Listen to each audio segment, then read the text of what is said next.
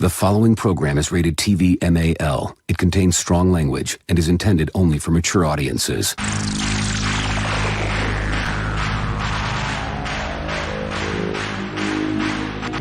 TBS, America's #1 independent television network, presents the following sports exclusive. You're listening to Basically a Sports Show. Follow us on Twitter at Basically Sports. Subscribe to our podcast on iTunes. And check out every episode of the show at basicallysports.tumblr.com. Now here's your hosts, Zach, Greg, Mike. And this is Andy, and you're listening to Basically a Sports Show.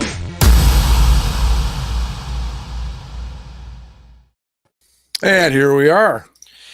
Here we are. It's just the two of us for now. Half of us again this week. But Zach just texted he will be here momentarily, so it's just Mike and I. Andy is off tonight. He's off on assignment trying to figure out how in the world the Bears with Nick Foles beat Tom Brady with the Bucs. And if he can figure it out, well, good for him is all I can say. I think it involves a time loop to 1985. Something like that, yeah. It was. Did you? We watched it. It was. I don't know. I don't know what to say about it at this point. But that game. I can. God, I can tell you what happened. This is just the case where you had like. I don't know. It's so hard to talk about because like on one hand, like I'm about to say what I think, and then I go like, am I just being a homer?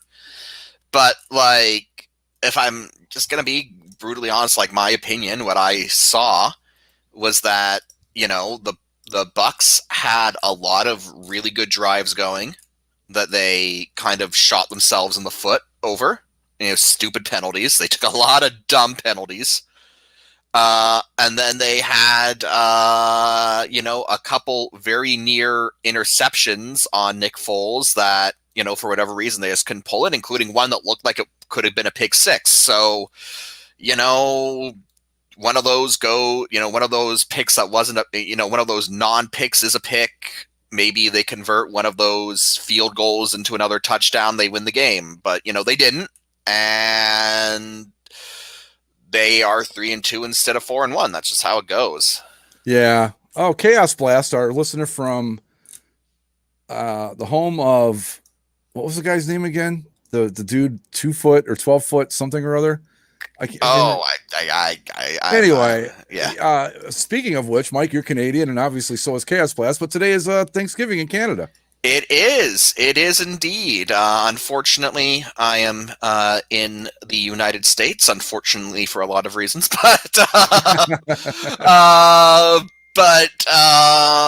yeah, happy Thanksgiving to to all of our Canadian listeners. Canadian Thanksgiving comes before American Thanksgiving and is therefore superior. Right. And just wanted to get that out there. But yeah, happy Thanksgiving to everyone in Canada. Well, you know me, I love all things Canada. I'm your biggest fan. We are. It's a great little country we got there. Not bad. And, you know, you can't knock a place where the strip clubs have a lot looser rules than the ones in the U.S. I know it's hilarious because I don't know, like the stereotype of Americans, I suppose, is that you're all sex obsessed, and yet, you know, we're the ones with the reasonable strip club regulations. So I don't know. The honest truth about the strip clubs with me is that I think I went twice to the places in Windsor, and both times. And look, maybe it's just me. Maybe other guys go there and they really enjoy it. And hey, more power to you if that's your thing. Knock yourselves out. I got there, and within 5 minutes, it was like, okay, this is just like being in a bar, except there's naked women. And, I mean, that is the definition of a strip club. So. Yeah, and honest to God, it gets kind of it's weird after the novelty wears off. You go, this is just odd. It's not. I don't find it comfortable. I find it odd. I'm a bisexual dude. So maybe I'm not the best person to have this conversation with. Twice the strip clubs for you. See, look at there. Yeah, there you go. But I would say, strip clubs. I mean, they are what they are. I kind of feel like I don't really appreciate them because, like, I grew up in the era where porn is plentiful, and you know, I don't have to go to a special bar in the middle of the night to, you know, if I want to see naked people. So I'm not entirely like, I mean, I get obviously what the appeal is, and you know, at one point it was, you know, it had a purpose, but I'm just not sure that purpose really exists anymore, I guess is what I'm saying. Like I said, to me it was novel for a few minutes, and then it just became this weird bar with weird guys and women walking around with no clothes on, and I thought, this just isn't, it's just a little odd. There's Zach. Just in time for strip club talk, Zach. We're talking about strip clubs. The first thing I heard was Mike saying if I wanted to see naked people, and I was like, what have I gotten into here? I took us down some rabbit hole, right? We were talking about it's Thanksgiving in Canada, and somehow that turned into Windsor, Ontario strip clubs. Right, exactly. Yes, right, sure. It's on me. As we do. So anyway, hey, guys, can I just say something real quick? Sure. 17-time world champion LA Lakers. There you go. All right. Yeah. I think this is actually a first on the show where one of our teams have won a championship, and it's been immediately followed up by another one of our teams. Two in a row. Yeah. I mean, you know, the Raptors won last year. The Lakers won this year. Of course. Yeah. Right. Yeah, we've got the trophy stays in the Bass compound. Basically, Sports Show is hanging on to the Larry. Is it Larry O'Brien? Larry O. Which now this year I learned comes in a Louis Vuitton suitcase. That was so weird. that was an odd, because like we've seen the Stanley Cup and we love the Stanley Cup, but it's in like what's essentially like it's just a regular travel case that you see for rock bands or whatever the hell else. Yeah. And now the NBA comes out with this plush Louis Vuitton logo sparkled box for the Larry O'Brien trophy that the Lakers now have 17 of.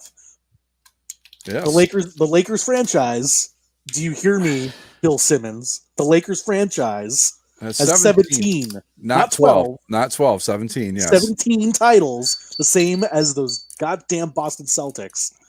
That is one reason I'm so happy we finally have this goddamn trophy, so that we don't have to hear this bullshit from the Celtics fans. But now, of course, the Celtics fans have shifted to being, well, you've only won 12 in LA. It's okay. Well, we won 11 since 1981. What do you want to do about it? I don't know why this whole you've only won 12 in LA thing. Like, it's the same team. They kept the name. For fuck's sake. No, but they're trying to argue that it's different. What have they won since? No.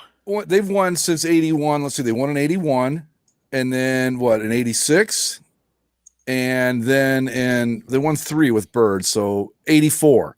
So they won 3 in the 80s, and the one with Garnett and those guys, and that's it. What have they done? Exactly.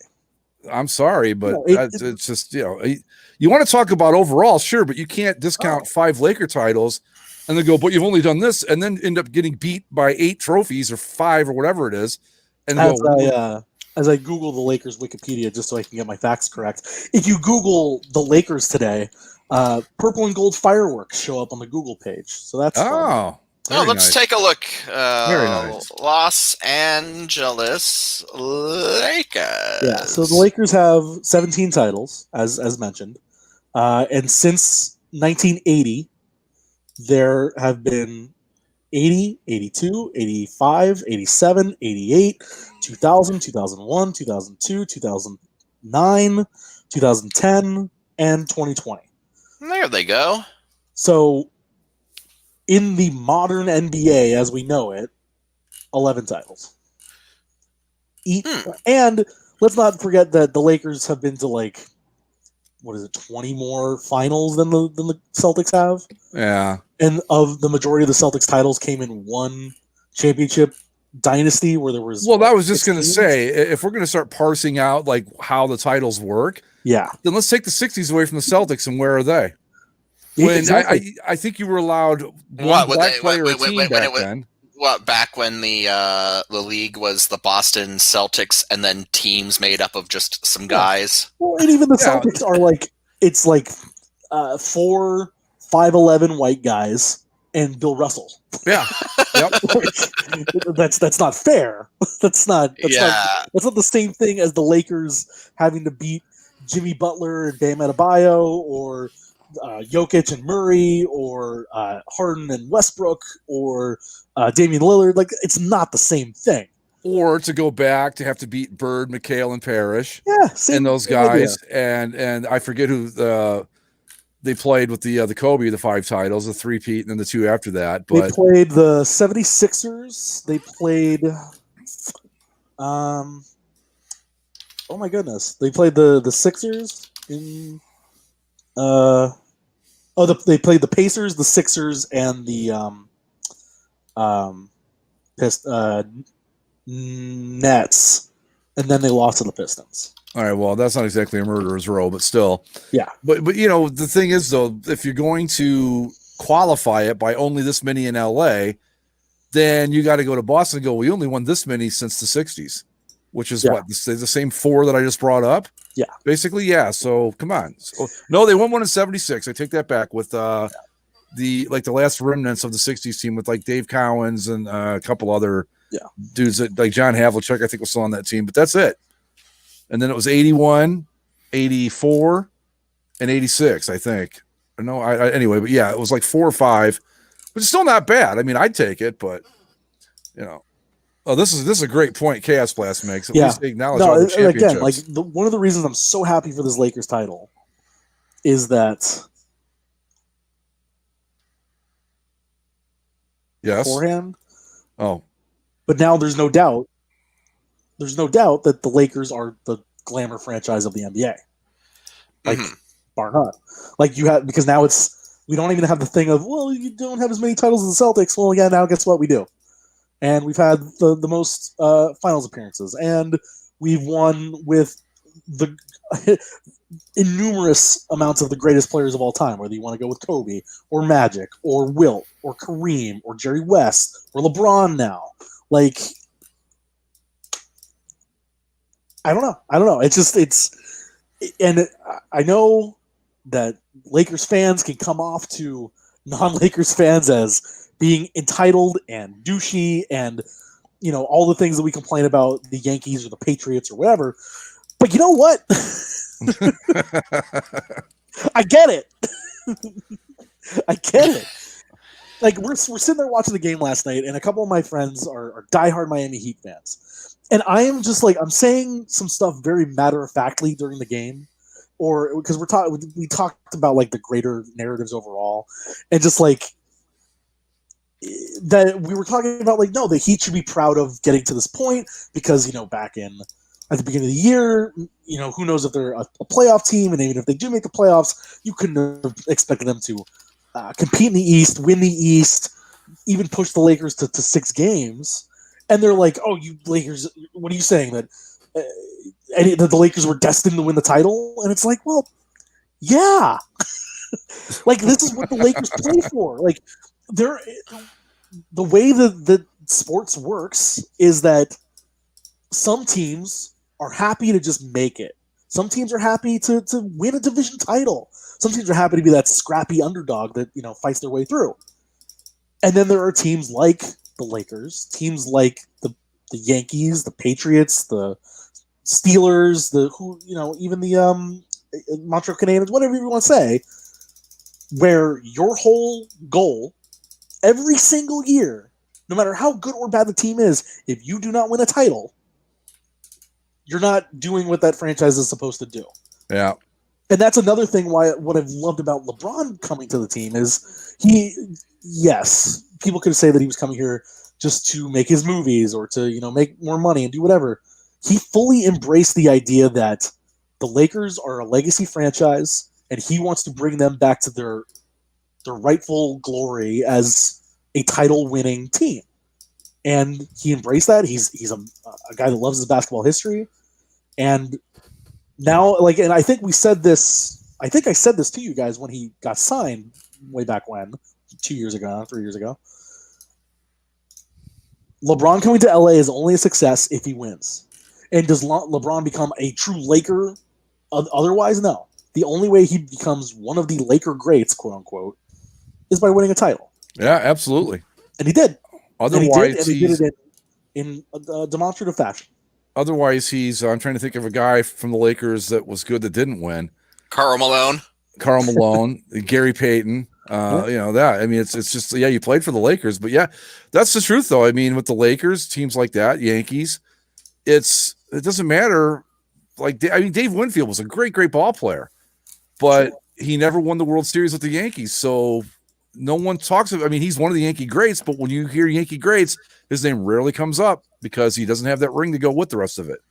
I think he made it one time in '81 and they lost to the Dodgers. But it's just it's the way it works with certain franchises. It used to be the Cowboys too. Maybe it still is to an extent, but you're right. It's what the Lakers do, and that's just It's the reason the Clippers won't hang their division banner in the Staples Center. Yeah, because they don't want to be laughed at by the. Well, no. It is funny that you mention the Clippers because, you go how in sports you have some teams that are happy to be the scrappy underdog, or happy to be the happy to be their teams, but. The Clippers won't even allow themselves to do that. The Clippers can't even do that because the Clippers are a team that, honestly, you look at their history, they should be hanging every single banner they can justify. They should hang a banner for every 10 wins they get. And instead, it's like, and the reason I want to bring it up, right, is because let's rewind to the off season. Let's rewind. And the Clippers get Kawhi and they get Paul George. And suddenly the Clippers, we are going to win the championship. Clippers fans, we're going to win the championship. How did this end? It ended with the Lakers winning the championship and you guys being the laughingstock again. Nothing changes. You suck. I just want to point out that a certain podcast that has the name basically in its title said back when all this happened, they're going to do all this and lose. I'm not sure if we got the round exactly right, but we were pretty close. I got the round right. I got the team wrong. So if I remember correctly, my prediction was that they were going to lose in the second round to the Utah Jazz, blowing a 2-0 lead. Oh, you came close. It was the Nuggets, I came close. Yeah, the Nuggets might as well be the Jazz. Nuggets and Jazz, what's the difference really? I would say the Nuggets, in the parlance of NBA history, I'd say it's probably worse to lose to the Nuggets than the Jazz. I mean, some team from the mountains wearing some blue or purple thing. I don't know. But they came out of the hills. Yeah, they came out of the hills. And they had one job to beat the Clippers. I just want to laugh at the Clippers again because it's like you made all this noise, and what is the end result? The end result is that you're the laughingstock, and the Lakers are the NBA champions again, and that's just how this works, and it's how it's always going to work. So and I'll say we don't get a lot of predictions right, but boy, the ones we get, we really get. Well, right. I mean, you're betting on the Clippers to fail. So. Really, though, going back to that, how many people would have you talk last offseason, that was like this time last year. I mean, I know it's crazy. The season was starting a year ago today. But you go back to that, how many people were saying this is going to be it? They finally put it together, and we're like, nah, ain't going to happen. No, you can go. We were making fun of the Compton uniforms about this time last year. You can go through a bunch of clips, ESPN, Fox Sports, and all these analyst shows, people basically just tripping over themselves to be like, I think the Clippers are the best team, the most complete team, they're going to win. It was almost unanimous. And, well, here we are. Almost, but not quite unanimous. And I just wanted to point out, though, I think that offseason, and I think we kind of underestimated it at the time, even us who said that the Clippers weren't going to do anything, is that you look at how, Kawhi had an opportunity, right? He was a free agent, and he was coming off a finals MVP season. And so, people were legitimately saying he might be one of, if not the best players in the game right now. And so he had tremendous market value to the point where, dictate terms. He could say to a team, I am going to sign with you if you do X, Y, and Z. And that's what he did to the Clippers. He said get Paul George and I'm signing with you guys. And so they did, and they traded away draft picks for the next 5 years. But but the point is, I can't wait to watch the Clippers in 5 years. Oh, it's going to be amazing. But I can't wait to watch them in 2 years, really. It's going to literally be maybe Kawhi and a bunch of guys from the gym. But the point is that Kawhi was in a position where he could build the team he wanted to build because he had the leverage to demand that of whoever wanted to sign him. And he used that with the Clippers, and we saw what happened. LeBron kind of took an extra year. You know, he got to the Lakers. He didn't, which is a pattern, by the way. Yeah. He aside from the opening stint in Cleveland, it was the second year in Miami. Mm-hmm. It was the second year in Cleveland, and then it was the second year here in LA. Oh yeah, he came in. He didn't rebuild the team right away. He slowly rebuilt the team. You know, obviously AD was a huge addition, but you look at that team and there are obviously other.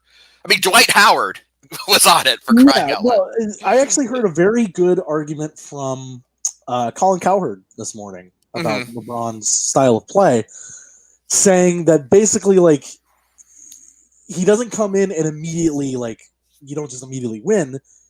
Because you come in and LeBron is, he called him the best foundational piece in NBA history. I kind of want to call him flatly like the most talented player in NBA history, just because he can do what you need him to do. And over time, he's gotten better at so many various things and made himself a more complete player that when he comes into a situation, he can analyze what the team has, what it needs, and then what he needs to do to make all of those pieces work at their best. And sometimes LeBron James, teammates have like criticized him for saying he's terrible to play with because he wants you to play how he wants to play. And it's no, LeBron wants you to play the way that he knows is your best, because he's going to play his best, and then that will open up our opportunities for everybody else to do what they do best, and that will get you to the point where LeBron James is a hell of a player manager. And we saw that when he put together this Lakers team over the course of 2 years. And again, it really does kind of stand in stark contrast to, you know, Kawhi's attempt at the Clippers, where, you know, the team that they put together, despite everyone tripping over themselves to praise them, never really gelled. Whereas this Lakers team that LeBron built was kind of beautifully constructed, and they adjusted. You know, I mean, they got J.R. Smith, for crying out loud, who quite frankly I'm shocked LeBron is even acknowledging the existence of at this point. I'm glad you brought up JR, because of all the flex things that I've seen someone do on the NBA court, the Lakers win the title. They open up the Louis Vuitton case. They put it on the pedestal. Adam Silver says, you know, congratulations, the NBA champion Los Angeles Lakers. And normally in the NBA, you hand it off to the owner first, and then they hand it to the players. Yeah. But Jeannie Buss was off on the side talking to the microphone. So J.R. Smith, shirtless, of course, walks around the side of the table, and the first person of the 2020 NBA champion Los Angeles Lakers to touch the trophy is J.R. Smith, who grabs it, kind of looks at it, hands it to Rajon Rondo, and it's like, it takes like 3 or 4 guys before it finally gets to LeBron or Anthony Davis. It's like, what is going on? JR is just going, redemption, baby, redemption, finally. Yeah, I did it, JR. Like, dude, I did it. A minute in like the last 2 rounds. I didn't blow a game in the finals this time. Good for me. But the point that I'm kind of getting at, and this is kind of a sorry not sorry situation where I'm really not sorry to bring it up because it makes for good discussion, I think. But as great as LeBron is, as brilliant as he was putting that team together, Jordan's still my greatest of all time. Yeah, I won't even argue that point with you, Mike. I agree completely. Yeah, I agree, and that's why I label LeBron as the most talented, because I think he is that. Like he is this physical, Here's- athletic force that you just Here's the thing. Like, okay, let's Fair. say that you give MJ LeBron's physical attributes. How Oh. much better is that dude at that point? Oh my God, yeah, Yeah, you see what I'm saying? yeah. But, I think, again, like, you know, with LeBron and MJ, I mean, really, if I have to pick a player to start a franchise and I don't get MJ, I'm not going to be too upset that I ended up with LeBron. right. I'm not going to go, That damn, was- I really, that's a real big drop off. And to kind of pair off of what Steven has said in the chat there, yes, generally speaking, I don't like listening to Colin Cowherd either. He's kind of a dope.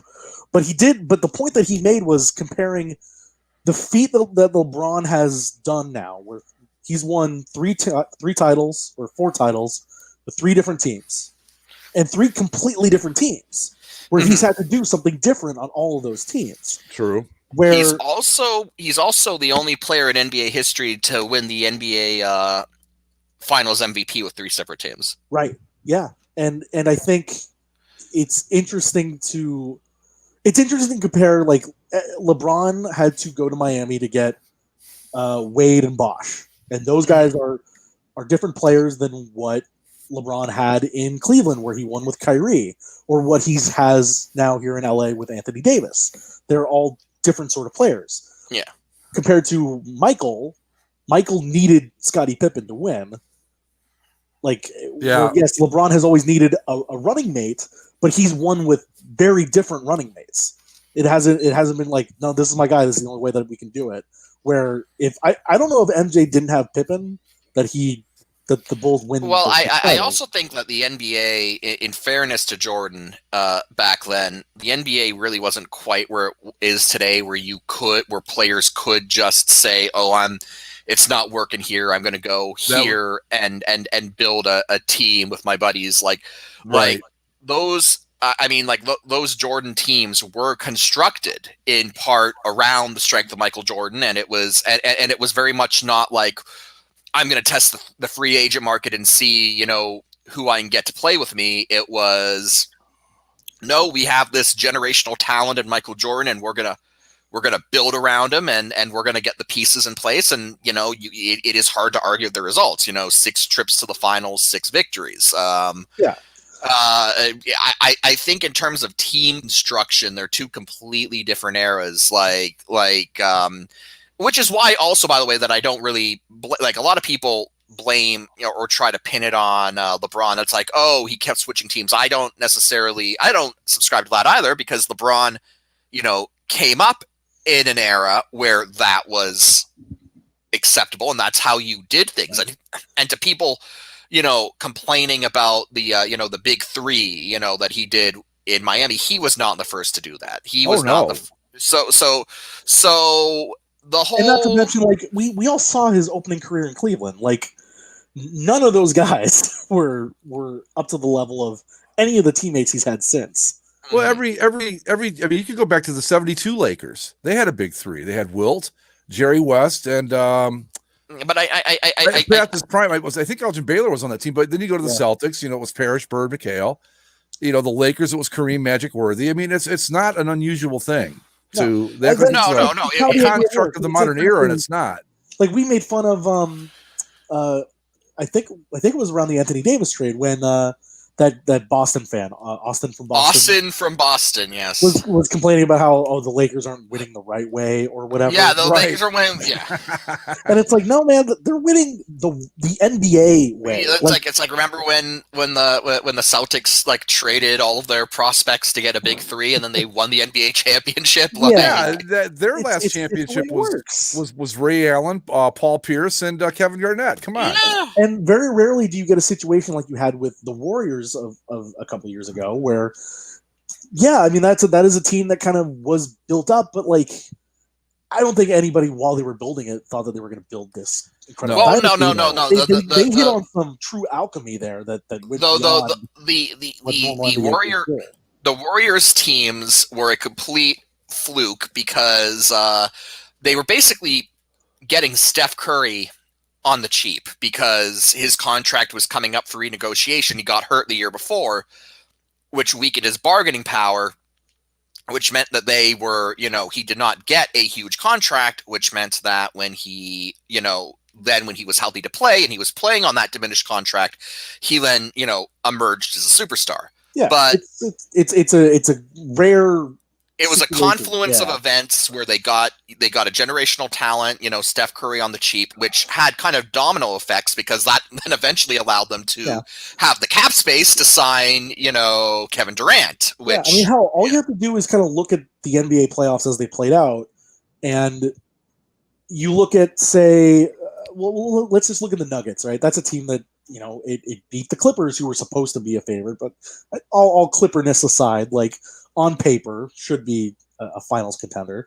They gave the Lakers a good shot for a bit, but they are a team that is more homegrown, and they've kind of built up that way.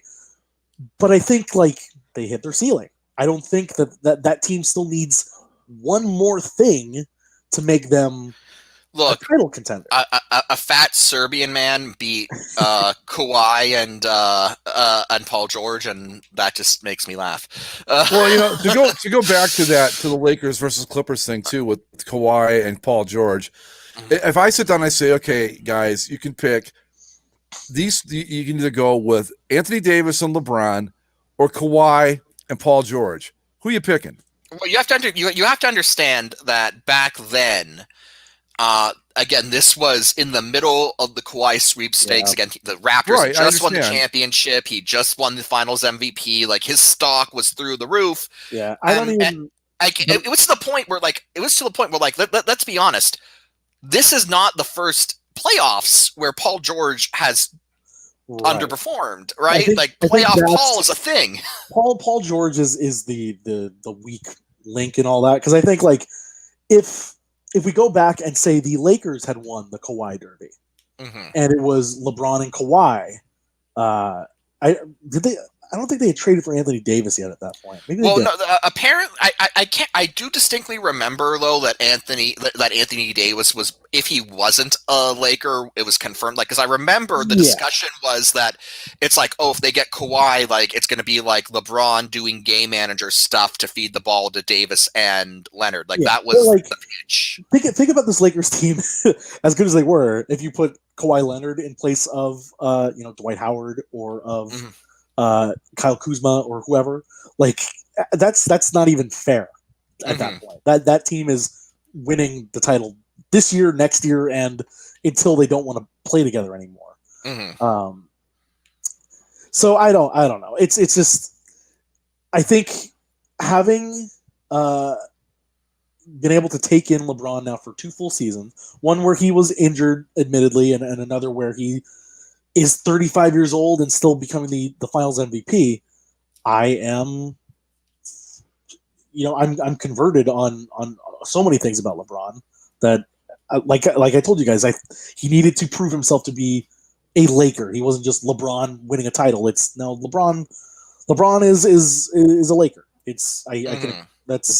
He can go up there on the list. I don't know if he'll be around long enough to get a number retirement out of it. I would say probably not, but it sounds like he wants to hang on until his kid comes in the league, and that would be in like 2 or 3 years. I forget exactly how long. Like I don't think we're gonna see a Kobe-esque run with LeBron as the Laker. No, I mean maybe they could win again next year, because I think they'll be just as good, and then they'll have to fill out some of the holes, but. And hope Anthony Davis doesn't get injured, because he was really hobbling there at the end of that series. But I think they can be just as good, and it'll be them or whatever the Clippers try to cobble together. Please. So they can win another. I don't know if they could go for 3. I mean, God, when I say it out loud, I understand how much people hate this. Where it's like, yeah, I guess they could win 2, maybe they could win 3, but I mean, they'll be literally the worst, Zach. Yeah, literally. I know.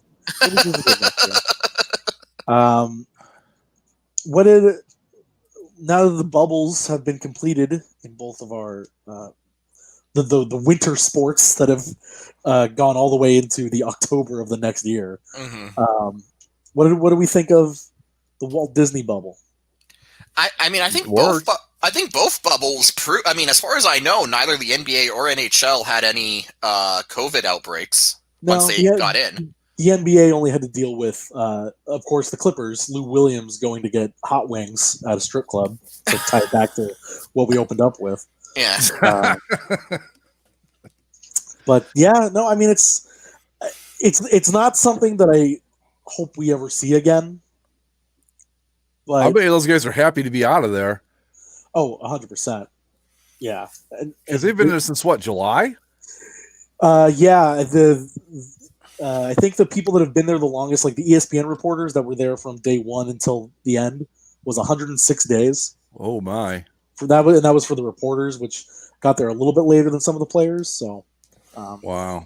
The Lakers and Heat had been there at least 100 days, which is too much. It's absolutely too much. But at the same time, for the very specific set of circumstances that this was, I think both the NHL and the NBA, did pretty good jobs with the bubble. I mean, no real, no problems. No games had to be postponed. No, teams had to be taken out of the rotation for 2 weeks. No fights at the hotels when they saw each other down the hall or whatever. Yeah, no, it was perfectly fine. I think the bubble proved to be a very workable concept. And we see it, with Major League Baseball, which didn't do the bubble at the start of the season. The NFL now, where you do have when you don't get these guys into a controlled environment, there will be COVID outbreaks. So. Yeah, I'm curious now what happens in the next week for the Lakers because we saw what Tampa did when they won the cup with the jet ski parade down the channel. Yeah, and just like, hey, yeah, let's all stand out in public and share the Stanley Cup drinking game with strangers. Yeah, that'll be good. There was a crowd in front of the Staples Center last night of people celebrating, which everybody was clear to be like, don't condone this. Please don't do that. We will figure out a way to do this as safely as we can, but just, be safe out there. But that's not going to stop people from celebrating, and I get that. I don't know. It's just, I know we don't talk about the NBA a lot on here, and I don't even necessarily express my fandom of the Lakers a whole lot, like in my public life. But it is one of those things that if you're a Southern California sports fan, whether you really care or not, you care whether or not the Lakers are winning, because it's what they're supposed to do. Also, just taking another shot at the other shot of the Clippers after the season. I wonder how many Clippers jerseys are going to be worn in Compton. Just out of curiosity. Probably not so much. Is there any number less than 0? I swear to God, if they bring out those uniforms next, they will. It's going to. Speaking of the uniforms, I do want to end on one last thing, because this is the first time that the Lakers, since the white jerseys have been put in the last 20 years, this is the first time they won the title in the white uniforms.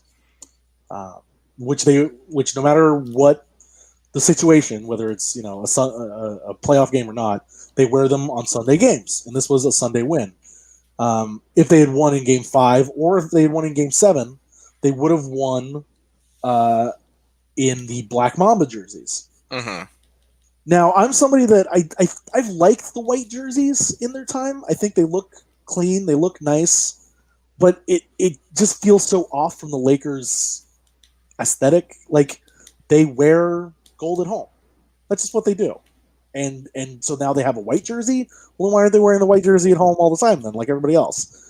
So my thing that I want to put forward here as an idea is for the permanent alternate jersey that the Lakers will have in perpetuity, like they've made the white jersey, I would switch the white jersey for the Black Mamba jersey and have that be the permanent alternate for whatever iteration the Lakers take from now until the next time a star player dies in a helicopter crash.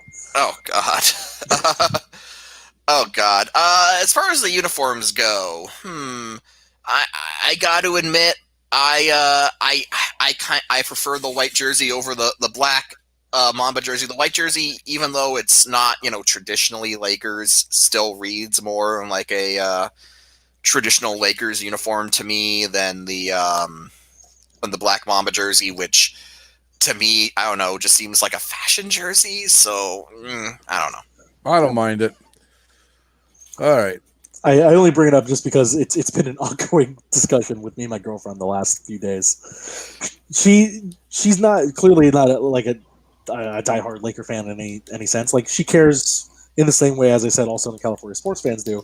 Mm-hmm. But the one thing about the Lakers she is very adamant about, they wear gold at home and purple on the road and nothing else. So, I mean, I can definitely agree with that. No, like, this whole NBA uniform system is ridiculous, and I'm still bitter of the fact that Nike put black side panels on the purple jerseys. Like, yeah, I have softened on the purple jerseys as the season's gone on because I do like the purple jersey.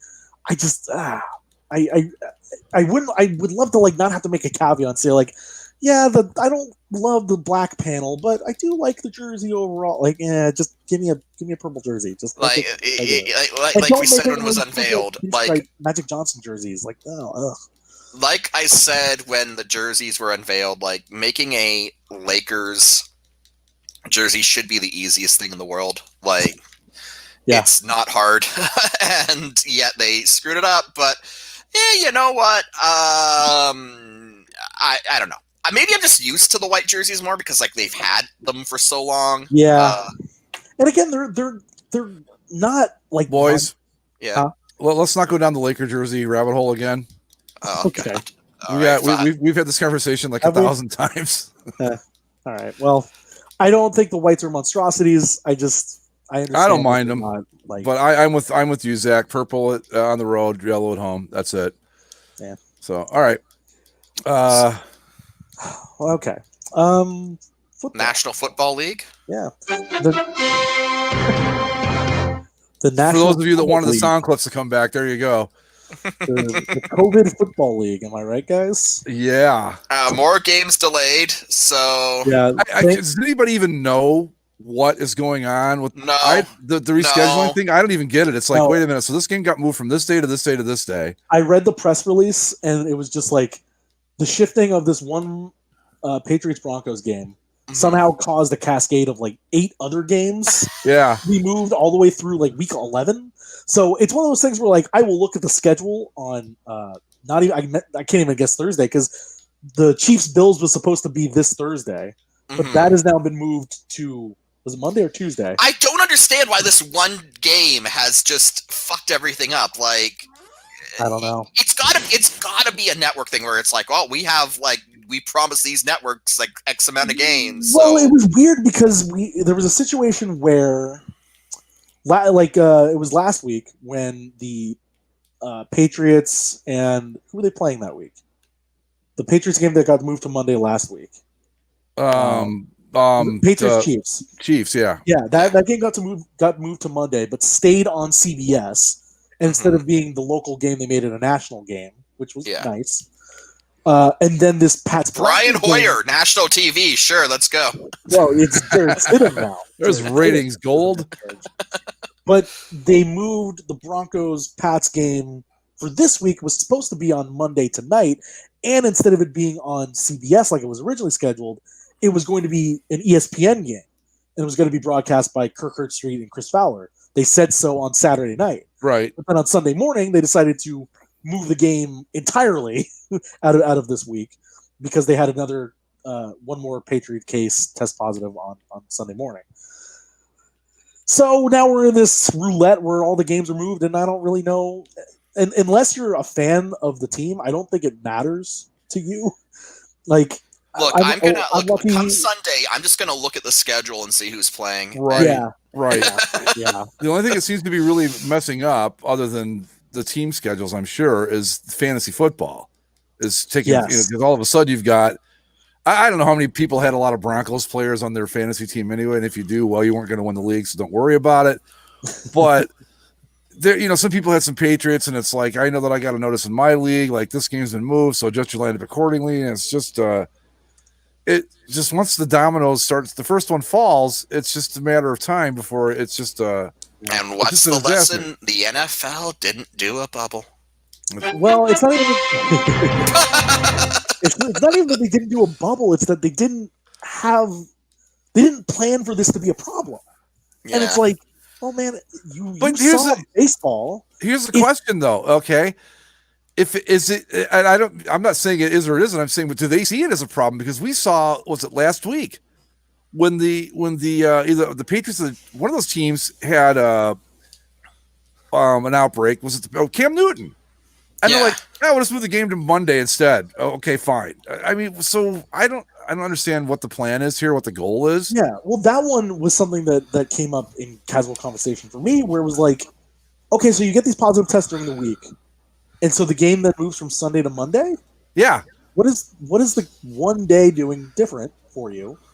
So, like, I understand if they're moving it the entire week, but what sucks for, like, the Broncos and Patriots in this example, they've now lost their bye week. And not only and it's like, well, we're just going to credit you for not playing the game this week. It's like, well, no. A bye week is you don't do anything all week. Right. You purposely have that week completely off. And now they don't have that. They still practiced every day. They just didn't play the game on Sunday. Yeah, they didn't get. No one got a chance to like rest up from injuries and all the stuff that you normally do in a bye week. Yeah, so I don't know how the Players Association is going to like. I'm sure at the end of the year they're going to have a real like knockdown drag out with the league about what the hell is going on or went on this year. Well, how did we end up with a game on Tuesday this week? Does anybody even know? Idea. I have no idea. When was the last time the Tennessee Titans took the field in any way, shape, or form? A couple months ago? How long ago has that been? Isn't it the Titans that are playing on Tuesday this week? Yeah, for the first time in since week 2 or something like that. It's like, geez. Or maybe they're not playing on Tuesday. That's what I'm saying. I mean, but it's like I don't know. Somehow we ended up with a Tuesday game. Let me see. I'm gonna look at the schedule here. A Tuesday game, which here's the schedule. Who is the Tuesday game? Okay, Sunday. Chaos Blast says he's surprised the NFL didn't have 18 weeks for the season just in case. Well, no, because that would have been forethought. Right. I was going to say the same thing, maybe 19 weeks. It's okay. Tuesday, it's Bills at Titans. Bills Titans, which was, again, only moved from 2 days ago. So what happened to Bills Chiefs again? I'm just... Bills Chiefs was supposed to be on this upcoming Thursday. Okay, but you can't have the Bills play on Tuesday and Thursday, so they moved that. You could if you're not a coward. You can. Because now you have Bills Chiefs Bills Chiefs is now next Monday at 2:00 Pacific time. So an earlier game, 5:00 our time. Yeah, and on Fox. I don't know if they've made that one national as well. Oh, I think they are, because that was the Thursday game, and so that's national. So they're putting it on Monday. I've said it from the start. I'll say it again. How did you figure this was going to go when you put these players out there? Look, a sport like baseball, you can almost try it and say, okay, maybe we can get away with it. We'll get lucky. They didn't, but you can almost see why, because there's very little face-to-face contact in baseball. But the other three, if you want to go through this without getting anyone sick, there's no way to do it unless you do the bubble. It's as simple as that.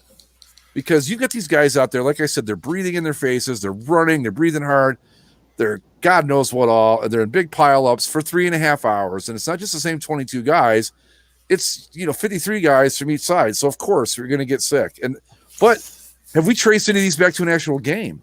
I mean, are they all catching this shit at a hotel or whatever? I mean, I don't even know what's going on. As far as I know, no single game has been. That's a miracle in itself, really. There was some concern when Stephon Gilmore of the Patriots had tested positive after he had come into face-to-face contact with Pat Mahomes after their game, last week. So I was like, oh, he was right in his face, and nothing came of it as far as I know.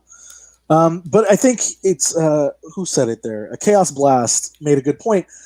where I think if there was ever a time that the NFL could have argued successfully for an 18-week schedule, it would have been this year, so that you have an extra built-in bye week, right? So that if you do have to shift a game, you can do it without having to move 8 cascading games over 8. Exactly.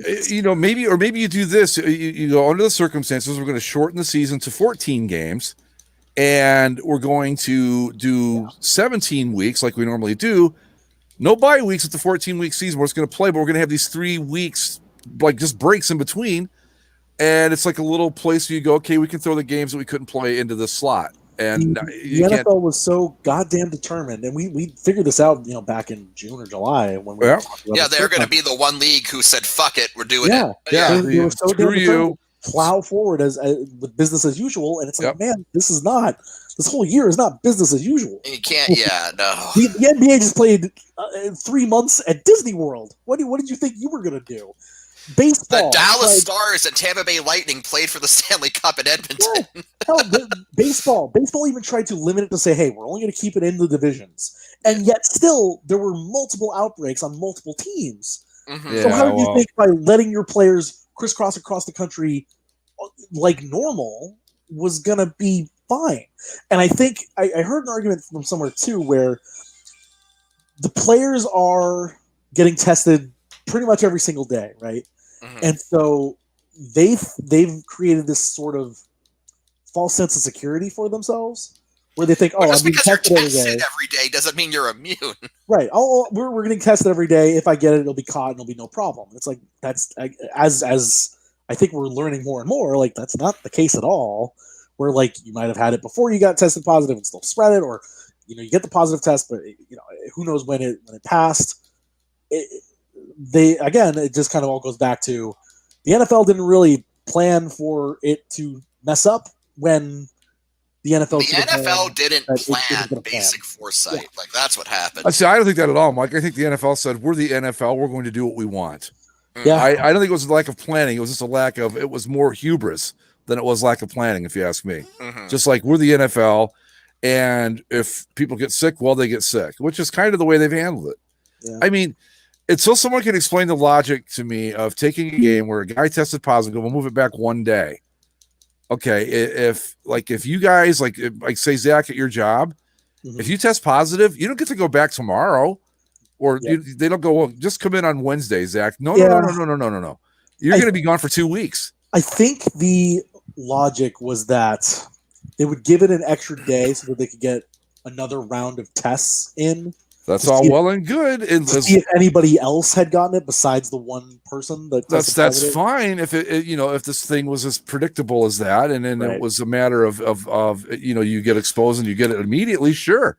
Yeah. But you don't know. I mean, let's be honest about it. And I don't want to be a doomsayer about this, but with say a team like the Titans, which is they lead the league in 2 things: ugly uniforms with shoulders with swords on them and COVID cases. Hey, but undefeated Tennessee Titans. We only play 2 games. Undefeated Tennessee Titans, our shoulders are swords. Right, exactly, Mike. They're going to fend off COVID with their shoulders. We need this for that. There we go.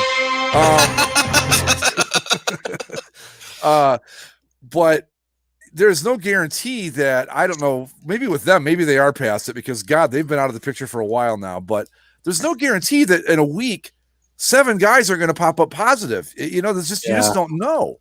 So it's either you've got to just go, well, I don't know what you do, really. I mean, they're not going to do the bubble. This is what's going to happen. I mean, we talked about it back in March when this thing first started. And they were like, we're going to play. And it's like, well, what are you going to do when this happens? And let's move from one national disaster to another. There's a few to choose from. So do we want to go with the sad disaster or the hey, you finally listened to us disaster? I don't know which one's which, so just surprise me. We'll save the sad one. The Falcons finally fired Dan Quinn. Yeah. and the general manager. I forget his name, but they finally took our advice. Yeah. Sort of. Yeah, sort of. They still need to clear out everyone associated with that team on the player side, but it seems as if, the coaching situation and the management situation is at least dealt with. Because, God, how did it take this long? Like, guys. Yeah. This shit show should have been reset after that Dallas game, right? Like at the very least. I think it should have been reset after that Super Bowl hack. I mean, obviously that is what they should have done. But to answer your question, Mike, I mean, you get a Super Bowl appearance even, and that gets you a lot of cash to work with. Yeah. Okay. Normally, if you get a Super Bowl appearance and you just lose like a hard-fought game, okay, yeah, you can parlay that into a few extra years, but. This wasn't a normal Super Bowl appearance. Why? Completely. This was like the Super Bowl that people will talk about forever. But like Dan Quinn, at the very least, after that Dallas game, where it was so obvious that nobody on the Falcons knew what the onside kick rules were, like that should have been a fireable offense. Yeah, 100%. Yeah, and then not to mention having the same sort of collapse the very next week. Like, yeah, it was just like, how are you letting him go this long? And so now you're at a point where, and then they lost again, and they lost again. They kept him on, and then finally they did something. Who did they lose to yesterday? Carolina, yeah. But just normal loss, right? They weren't ahead and blew it around. They were technically leading 7-3 at one point. So. But it wasn't like they were up 28 and gave it away. No, it wasn't anything like that. Don't you find it interesting that this is the one they decide they've had enough? Instead of the Dallas game where you go, what the hell just happened? And, maybe they thought that it was just kind of a lifeless performance. It's like, wow, you're not even getting them energized to like restart the season. Because here's your problem, Atlanta. You've had a slew of winnable games in your first 5 now, and instead of being 2-3, 3-2, something that you can maybe like mold into something, you're 0-5. So why bother doing this now? You lost your shot to like revitalize whatever the hell you were trying to do. Your season is sunk, and now you just gotta. Well, I mean, that's your backup coach works. That's the problem, right? It's like it's the worst time that they could have possibly done this. You look back at the way that this season went, and again, this is assuming that we grant that, okay, for whatever reason, you're going to bring Dan Quinn back. Like, again, the latest that they could have fired him and perhaps made a difference was the Dallas game, right? It's the second game of the season. They blow a huge lead. The onside kick performance is so laughable. And then you go, okay, the train's off the rails. We got to do something. And if you fire Dan Quinn, then maybe you can salvage something. But they don't do that. They don't. And now they let this run, and they're 0-5, as you said. They're screwed. I am not sure exactly what the plan is. There's no turning this around when you look at the division, because I believe, what is it? Tampa and New Orleans are both 3-2. Yep. Carolina's 3-2, I think. Well, New Orleans is 2-2. They're playing the Chargers tonight. Oh, so. Right. Okay. Right. So they're 2-2. The Bucks and the Panthers are 3-2. Like, the other three, and this is especially bad for the Falcons, because I don't think anyone expected the Panthers to be kind of this good. They just are. So they're fine. So now you got 3 teams. You got the other 3 teams. They're off to the races. You're kind of fucked. Kinda. Yeah, like I guess. I mean, I guess obviously, if you are the Falcons, you go, well, it's not about this season. The season's a lost cause anyway. We can break like it's about next year, and we just got to cleanse it now. But it's only a lost cause because you waited this long. Again, theoretically, had you done something about this earlier, right? Then you could have salvaged this season. I think they got exactly what they deserve with those uniforms. I'm sorry, but they haven't even worn the gradients yet. Can you imagine the when they're what's 0-9 and they break out those stupid gradients? How stupid that's going to look. Yeah. What if the Gradients are their first win, like Oh, after boy, week that- 10 or They something? were inspired course it by would the be. rise of color from the. But you had to see. That's the thing, though. They had a chance. They were at a crossroads after last season. Okay, they blew the 28-3 lead. It's been falling apart ever since. It's been well documented on this show. That it's been falling apart ever since. They had a crossroads. They were there. They're like, okay, we can switch our uniforms and kind of take some of the stink off this team, and maybe find our way back to respectability. Or we can go down this road and get really dumbass, stupid uniforms and just continue right down the path to absolute disaster. Yeah. So being the Falcons, what do they choose? They choose disaster, and here we are. Well, and they got exactly what they deserve. Apparently, like I don't know how accurate this is, and I don't know Arthur Blank, nor am I saying that I speak for him in any way. But apparently, part of this was that he was like he had never actually fired a coach mid-season before, and so maybe he was hesitant to do that. But I don't know. Again, I don't know how you keep him going past the Cowboys game. No, So- there's no way to get around that. I think they were talking on Bill Simmons and Cousin Sal today. Were talking that Arthur Blank's, I guess, a very forgiving guy and not a. That doesn't you know what? surprise me at all. But I mean, okay. No, I honestly, but if you want to win football games, then there's no real room for loyalty in that in pro sports, unfortunately. not only that, but if I were the owner of that team when they blew that 28-3 lead in the Super Bowl, I would have told the coaching staff, don't even bother going in there. Just go on home. You'll get your severance package in the mail, and that'll be that. Goodbye. We'll have a week to think about it, and then we'll let you know. Yeah. But speaking of the Cowboys, as you mentioned, the sad disaster. Oh, wow. Dak Prescott, man. It was such a bad injury that when they played the highlights on SportsCenter, they blurred out his leg. They wouldn't show you it on the highlights. I didn't see it, and I don't want to see it, but I've heard, and the more I hear about it, the more I don't want to see it because that stuff just I don't like to see it. The ankle was just pointed the wrong direction, and it was dangly. Like that's all you need to know. And it's such a shame too because like the Cowboys don't have the best record, but Dak Prescott individually has been having a pretty damn good season. Well, and the thing that sucks for him too, he was. I think this is now his own folly because he was fighting so hard to get like this elite quarterback contract that I don't think he necessarily had earned in his career. Mm-hmm. But now he's definitely not going to be able to get that unless Jerry Jones has a heart. No, he doesn't. He might. I don't know. Unless you're Jason Garrett, who's apparently like a son to him. Like right. No.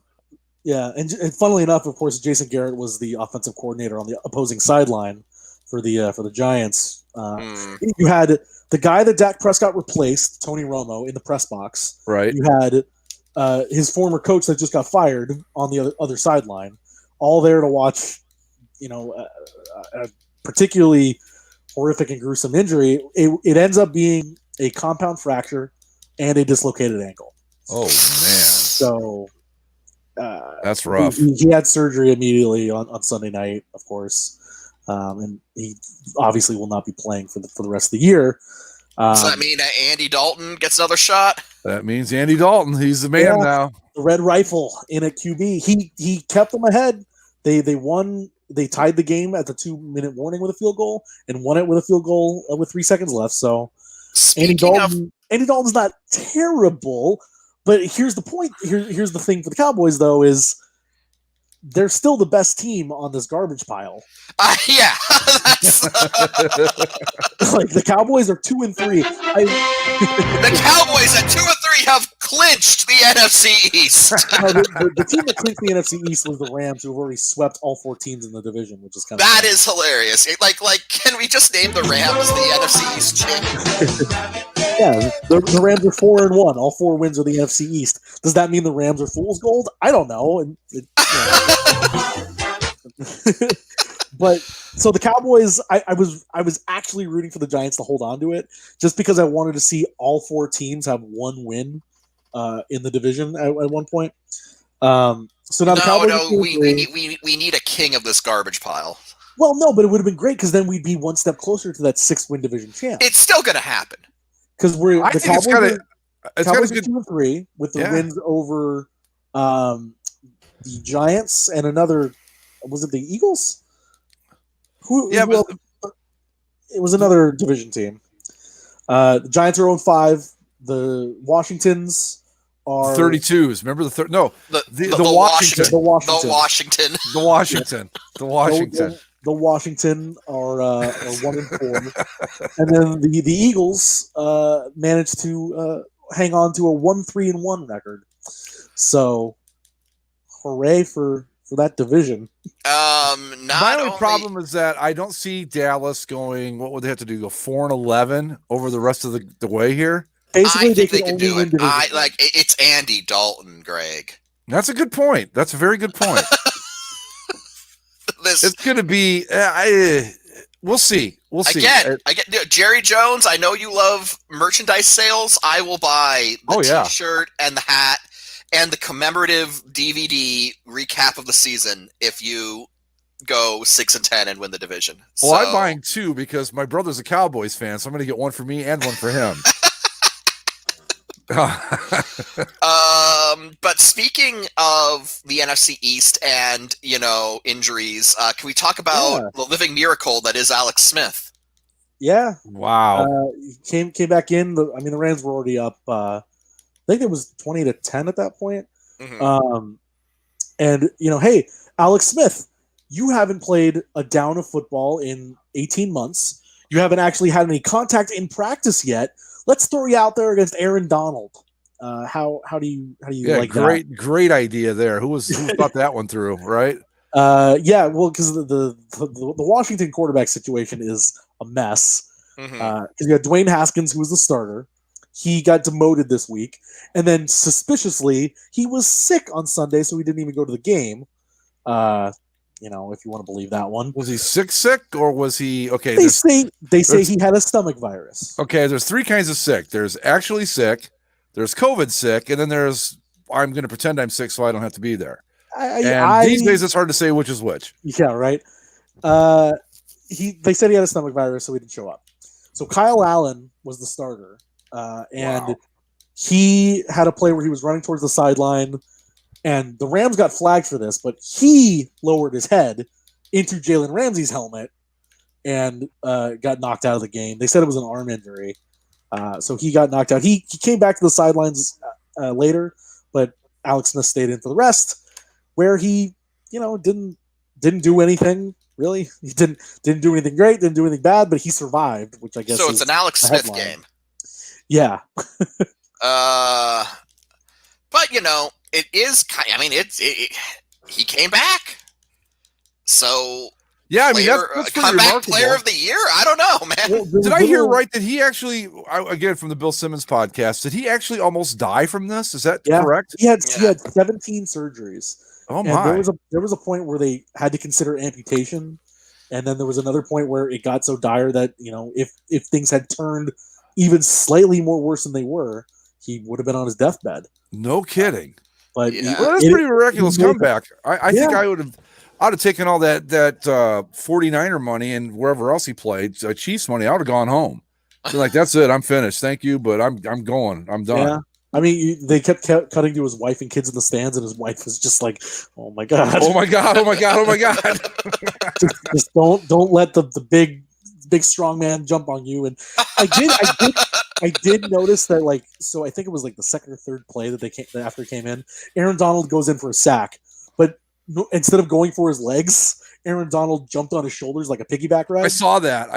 Yeah. And so it kind of was it seemed to me at least that the Rams also understood hey, let's not go for this dude's ankles and snap him in 2 again. We don't want to be those guys. Wow. I just like I said, if I almost died throughout the process, I just sort of said, hey, I'm going to cash my check. And it was fun. See you around. Yeah. A fine career. I was on the sideline for a Super Bowl. I will take that. Right. And I will always be able to tell people I got drafted ahead of Aaron Rodgers. That's what I was. And hey, he was in that Utah Sugar Bowl win, right? That's right. Yeah, he was. Yeah. There you go. So yeah, that's the small miracle of Alex Smith's existence. But your LA Rams Yes, are Yes. what 4-1 now? 4-1 now. 4-1 reigning NFC East champions. Not only that, but what else happened that was notable regarding? Oh yeah, that's right. The Chiefs lost to the Raiders. Yeah, I The didn't have my- Chiefs' first loss since November of last year. yeah. I didn't have my Raiders music. I didn't get a chance to upload it, but The Raiders had lost, I think it's 7 straight games in Arrowhead, and they made Mahomes kind of look pedestrian. They put up a lot of points themselves, 40 points to 32. But hey, this Raiders team, they're frisky. they're around. You know, what are they now? They're 3-2. They're not terrible. They might just make a playoff spot this year, which is kind of crazy because We've got extra playoff spots this year. yeah, right? Two. right. Well, One in and- each league or each we're in a conference. situation where, like in the AFC, here, let me see. Do I have the standings up now? But like your Browns, Greg. My Browns. The Browns are 4-1. So you've got the NFC North with Baltimore tearing it up. Pittsburgh is doing well. The Browns also 4-1. It's like what is going on? I want to see. I'm not sure. Well, no, you guys are both alive. The last time the Browns went 4-1 because it was 26 years ago. Yeah, So, but barely. yeah. I was telling Mike before we started tonight that I think that was the second to last time I went to a Browns game at the old stadium. It was 75th anniversary season, and we went, and the Cardinals. Remember the Cardinals' horrific throwbacks they wore in '94, the 75th anniversary, Yeah. with the basically the khaki pants and the small numbers. They wore those that day, and that was the. I've talked about it before on the show. That was where a bunch of my friends looked at me like I was insane when they said the Browns don't have to do anything different. I'm like, no, they're all wrong. They're not wearing black shoes. They don't have a gray face mask. Blah blah blah, and they all looked at me like I had 3 heads. So anyway. But 26 years since my Cleveland Browns have gone 4-1. Yeah, and they made Phillip Rivers look like he needs to really start to head out to pasture. Last week. Yeah, I don't know what else to say. I think, man, are they okay? We won't do the fool's gold thing because it's getting kind of late in the season for that. But are they legit? Do you think the Browns? Not like Super Bowl legit, but I mean, are they actually this good? Who have they beat again? They got their shit kicked by the Ravens. Ravens beat the hell out of them. It wasn't And even then pretty. they've dominated, or they beat the Bengals by 5. Washington, the Washington. By 2 touchdowns. The Cowboys by 11, and now the Colts by 9. That's Yeah, not not really- impressive. No, Yeah, No. Colts is the only really impressive one on there, and that's not that impressive. But as I'm looking at the rest of their schedule, like the tough division games are going to be there certainly, where they still have to play the Steelers, which they play next. Next week at Pittsburgh. They have a bye this week actually. Oh, the Browns do? Or no, sorry, I read that wrong. They play Pittsburgh this week. Pittsburgh next, yeah. But then yes, there's a Raiders game thrown in there. But here's the other teams that are on the Browns schedule because of how the last place schedule sort of thing. They get the Texans, the Eagles, the Jaguars, the Titans, the Giants, and Jets. Around their division games, and another game with the Bengals, of course. That's like Christmas time, man. That's amazing. Like in the Giants and Jets are weeks 15 and 16, so late in the year, going to be pining hard for that number 1 pick. So really, it's not out of the realm of possibility for these guys to get like 10 and 6, maybe. Really, I mean, Yeah, that's not shooting too high, is it? Yeah, I mean, because you think of like the 2 Steelers games that you have to play, and the 1 Ravens game. Like, even if they lost all 3 of those, that's 12. Maybe you lose the Raiders game, 11-5, and then unless they lose a stupid one, which this is the Cleveland Browns. So Yeah, and they will lose a stupid. I'm going to say they'll lose stupid 2, but we'll stick with 1. So a 10-win season is not out of the cards for this team at this point now. So basically, we're looking at like 8 wins. Hey, there's that extra playoff spot though. What I'm talking about. You're gonna have the Raiders thrown in there, and now you have the Bills and Patriots that are going to be fighting out the top of that division. All of a sudden, before the year, we were like, oh man, the the AFC is really just the Chiefs and the Ravens, and everybody else is kind of garbage. And now it's like, well, there's some teams in there. There's some halfway decent. At least we put together a halfway decent record somewhere. Mhm. I'm just happy that the Browns are watchable and they're fun, and they're not going to go. They're not going to go 3-13 this year. That much I'm certain of. They might go 4-12, but they're not going to go 3-13. And we said it last week going into it, and I wasn't aware that this was an Orange Pants week, but Orange Pants Browns against the all white Colts, not bad. Looked pretty good. If the Browns had gone brown over white, that game would have been. Well, no, the best version of that game was the Browns in all white, the Colts with blue over white. That would have been the best version of that game, I think. I think, yeah, I agree. Let's see. Let's go all the way back to Thursday because, Mike, I lost faith in Tom Terrific. He forgot what down it was. Right? He did forget what down it was. He thought he was on third down, the poor sap. And he's even bought into the meme now. He's posted it himself a couple times with holding up the four fingers. Look, all right, Tom. I'm kind of sad that Andy's not here so that we can have the Bass Bowl talked out. But. Tom is old. Tom didn't get his focus pills, and it's a senior moment. Yeah, no, we're gonna make sure he gets his focus pills for next week. Is gonna be fine. All right. I gotta say that was not a great football game. No. The as I was saying earlier before we started, I was saying to Greg, when I say this stuff and I kind of I stop myself and I go like, am I coming off like a homer? But then it's just, well, this is my honest takeaway from it, so I'll just say it and you guys can make the decision that you want. The problem was, at least from I saw that game, the Bucs had a lot of promising drives that were kind of cut short by really dumb penalties. And they had a few opportunities to pick off Nick Foles that they didn't, including one that could have been a pick six. So you look at all of that and you go, yeah, no wonder this team lost. They shot themselves in the foot.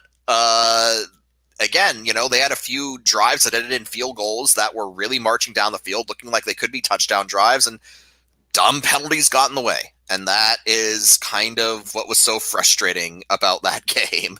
And Khalil Mack, pretty good ball player. Khalil Mack, who, by the way, did not really dominate the way that, I thought he would, but still. Didn't need to. But just real quick to go back to the Rams for a second, Aaron Donald, my God. He's such a beast, man. They're talking like MVP. He's going to be in the MVP race this year, which I think is absolutely deserved. But man, oh man, he is one of the most, like, of all the players on my teams that I've had over the years. He is on the top of the list of guys that I would gladly get out of the way if he was like coming. By the way, Chaos Blast nailed it perfectly. The game being on Thursday disrupted Tom's focus pill routine. So that is so okay. Look, we're getting him extra focus pills, and we're eliminating all the strawberries in Tampa, and that should help.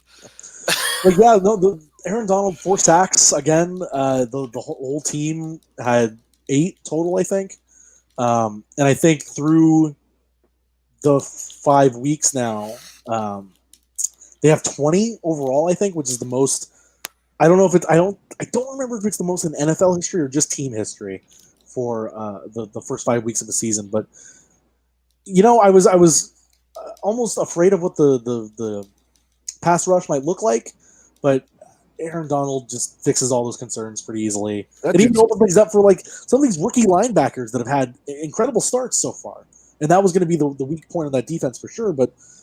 When you got to deal with Aaron Donald, the linebackers get a little bit more room to play as it is. The defense still needs to be a little bit better at tackling, but yes, Aaron Donald is. And I'm gonna give some props to my guy too. Myles Garrett's having a hell of a season so far for the Browns. Yeah. So there you go. But I think the real leader in the MVP race, because everybody won't shut up about him, and somehow the Vikings let him off the hook. God damn it! God. Russell Wilson, man. God damn it! But they had the chance to. They had the opportunity to end it. Like, Here, okay, they gave him too much time. this Like, this has been the big debate all day. Do you take the 3 points and go up by a touchdown and a 2-point Yes. conversion? I think so too. Yes. 100% yes.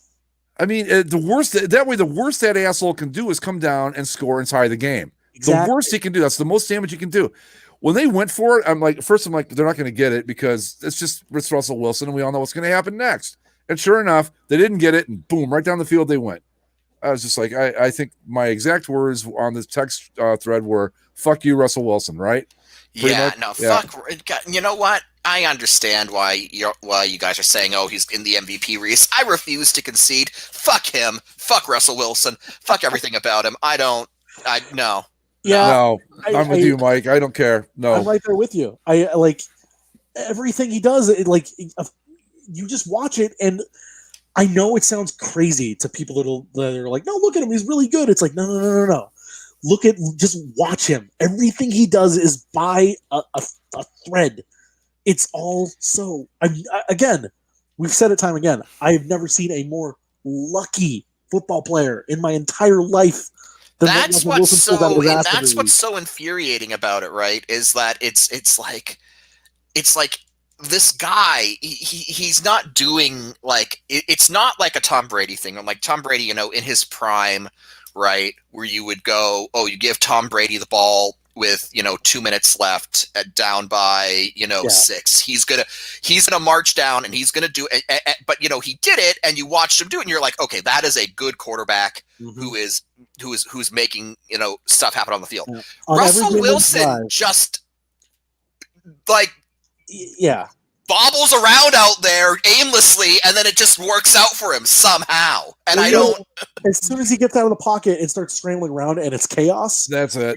He's gonna like look to the right, look to the left, run around, kind of do a juke, and then just like throw up one of those lollipops that he does, because his rainbow passes, again, it's a skill, I won't deny that, but the way it just kind of like it comes straight down. It's not like at a sharp angle. It goes straight up in the air and comes straight back down like a parabola. It's just like lands in the guy's breadbasket, and it's just so goddamn infuriating, because that it's like if anybody else was doing that, it wouldn't work. And of course that's the argument people say, well, but he is doing it. It's like, yes, I understand. However, I think that it's all bullshit. Hurling it up and getting the game-winning touchdown is not how it works. It's not this methodical, X-Acto knife down the field like you said with Tom Brady. It's just like you have the opportunity to get him at least 3 times on every game-winning drive, and you don't get it. And even on this one, they got pushed to 4th down twice. Yep. And they couldn't get him off the goddamn field. Like, what are you doing, Minnesota? Well, I think that if you took this guy with this skill set, put a different personality in him, we don't hate him nearly as much. I really don't think we do. Yeah, maybe, but he does, so fuck him. Right, Yeah. exactly. I'm with you, Mike, completely. Fuck him. He's a giant-ass weirdo, too. Like, let's not forget Right. that. Yeah, I mean, we hate Tom Brady because we know he will rip our hearts out every time. I hate Russell Wilson because he drives around with a tuxedo in the back of his Right, there's car a in difference case he here. needs to like. It's a dress key up for difference. Like Steven Iannuzzi, he hates Aaron Rodgers because why? Aaron Rodgers is good and he knows it. He may hate him, but he can't deny that he's good. By the way, just to steal a phrase from DG now from the CCSLC, I'm really enjoying the Aaron Rodgers heel turn that we've had so far this season, where he just was like, "Oh, you drafted a quarterback? Well, fuck you and everyone else." No, I've heard that theory put out there that like they drafted this quarterback on purpose, not to like usurp him, but just to give him like the, "Oh yeah, you think so?" And Well, it seems to have worked. seems to work. Yeah. I just, I look at a lot of these teams, though, like the Packers and even the Browns, a couple others, that you go, man, if their defense was just this much better, they'd really be something. Like Myles Garrett's having a great season for the Browns, but the defense is just, you can't keep letting teams get back into these games, because eventually you're going to play the Steelers and they're going to get back in it and just go right on past you. They're not the Cowboys, but who was another one I was thinking of that could use just a little bit more defense was, oh God, we were just talking Packers, right? Another one, but it's like everybody's just like the Andy's Bears, for example. a little bit more offense, I think they're pretty good. But when you're between Mitchell Trubisky and Nick Foles, you've got problems. Simple as that. Yeah, it's I think that's all the headlines from the week of the footballs. The week of the footballs. How about the San Francisco 49ers? Oh yeah, well, I don't know what to do with that one. Like the Garoppolo came back, Mostert came back, and Garoppolo wasn't ready to play yet, and they lost to the Dolphins. Yeah, and it wasn't even like close to the Dolphins. They just lost straight out. It's magic. Yeah. It's one of the 3 wins he's good for. Well, if you could figure out, see now, Fitzmagic needs a season like we had in hockey or the NBA where it's spread out over a really long time. Mm-hmm. So he gets plenty of time, like he gets the 3 months he needs in between starts. He'd be amazing. Plays in 4-game bursts. Yeah, exactly. Yeah, right. Yep. Yeah. No score in the Chargers Saints game so far. We got to get this in for everybody. Only they're Los Angeles now, so it's whatever. It just works better as San Diego. What are they wearing tonight? Are they wearing the yellow pants? I don't know. I don't have it on. I'll switch over real quick. Because I'm watching the start of the baseball game. See, now this could be a fantastic looking matchup if the Chargers go with the gold pants or white over gold. Chargers are wearing white over yellow, and the Saints are in all black, right? The Saints are wearing at least black jerseys. Yeah, all black leotards. See? Oh my God, the Chargers look. Oh wow, the white helmets, white jerseys, the yellow pants, and the powder blue socks. Oh, that sounds good. That sounds good. That is all. Justin Herbert looking good with that throw there. Wow. God, that is good looking. Like, I wish the Chargers were back in San Diego so they wouldn't have to hate their existence. Well, you're not liking the inaugural season patch. No, but man, that is a good looking. The SoFi Stadium inaugural season patch. Yeah, I think the uniforms actually look better on the field than they did in the unveiling. The Chargers have looked. I mean, honestly, like the 3 teams that won have all looked fantastic. Like the Bucks, honestly, are the only ones who are kind of dropping the ball because they haven't worn the red jerseys yet. But even then, the blue, the all white still looks good for them. So I think it does too. I would like to see it with the pewter pants once in a while, but yeah, and the red Chargers managed to miss the PAT. So good for them. Of course they did. Imagine that, huh? They're going to lose this game by 1 point. You know it. Yeah, I kind of like having this live soundboard here. It's cool. I get to hear everybody actually react to what I'm playing now. That's kind of neat. Yeah. No, the Chargers are gonna. Yeah, no, they're gonna lose by 1 point. It's gonna be devastating because that's just how they roll. That's how they roll. Yep, that's how they roll. Let's just quickly tap on the baseball. Okay. Houston is down 2-0 to the Tampa Bay Rays. Oh, thank God. Series, so that's good. 2 runs to 0 or 2 games to 0? 2 games. Oh, good. So justice might be served there. The Astros somehow playing in their 4th consecutive ALCS. Screw that team.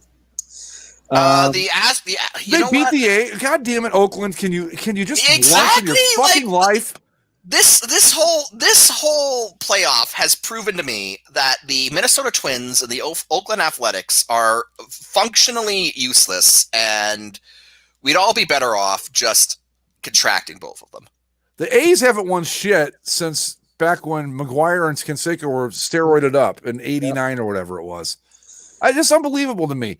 The Tampa Bay got the Yankees out of the way for you, and all you got to do is beat the freaking Astros. That's it. I can't think they haven't won like a division series since then. I don't think. Who, the A's? No. Yeah. I think they won a wild card game at some point, but yeah, I don't think they've won a series since then. Yeah, I don't think so. I think you're right. It's just, and they're always pretty good. It's just, Billy Bean, what the fuck are you doing? You Moneyball bullshit. God damn it. God damn. Like it really is one of these cases where it's like, it's like, okay, fuck the Astros. They don't deserve to be here. Okay, Twins, you can take care of this, right? No, of course you can't. All right. A's, you can manage us. No, of course you can't. All right, fine. God damn it. If we get a Astros-Dodgers World Series again, Well, we're not so far. It's again Tampa Bay up 2-0 in San Diego, of course. What's